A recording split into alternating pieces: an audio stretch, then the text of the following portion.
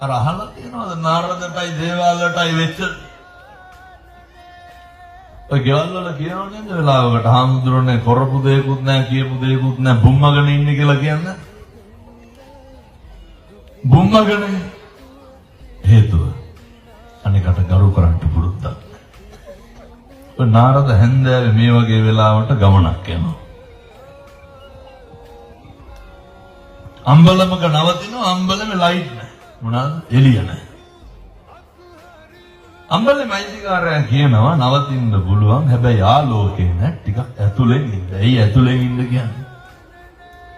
කවුරු ආපුවාම පෑගෙනවනේ.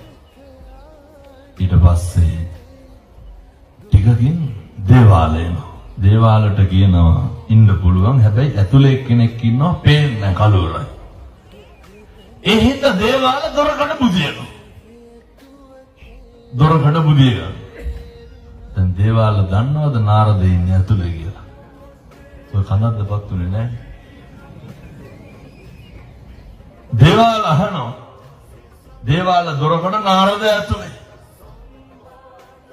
ඊට පස්සේ නාරදට මහරාය වෙනකොට එළියට පහළියට යන්න උවමනාවක් ඇති වෙනවා.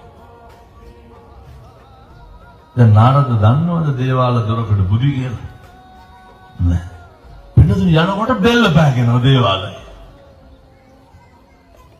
නාරද මොකද කරන්නේ? මේ සමා වෙන්න කියන දේවාල බෙලිහන් දෙනවා. දේවාල කල්පනා කරනවා යනකොට දකුණු පැත්තෙන් ගියේ. දැන් දන්නවා බෙල්ල තියෙන තැන. එනකොට අනිවාර්යෙන් ওই පැත්තෙන් ඇවිල්ලා ගිරිය පාගනවා මැරෙන්න. නාරද කල්පනා කරනවා දකුණු පැත්තේ බෙල්ල තිබ්බ දැන් මේ පැත්තෙන් ගියොත් අයිත් පෑගෙනවා යනකොට වම් පැත්තේ යනවා. දේවාල බෙල්ල පාගයි කියලා බයට දකුණු පැත්තේ තිබ්බ බෙල්ල වම් පැත්තට දැම්මා. අයිත් යනකොට මොකද වුනේ? එලෙසම බෙල්ල පෑගුණා. දැන් කියමු බලන්න කවුද වැරදි?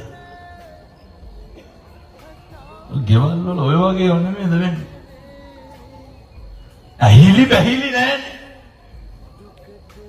අම්මලා තාත්තලාගෙන් අහනවා කෑවද කියලා. අපූර්වට කියනවනේ තෝ දැක්කේ නැද්ද මං කෑවද නැද්ද කියලා අහන්න නැද්ද අනිත් පැත්තට. වචනයක් මිනිස්සුන්ට සංග්‍රහ කරන්න. වාචාය සංවරෝ සාදු වචනේ සංවරකම තියෙන්න ඕනේ.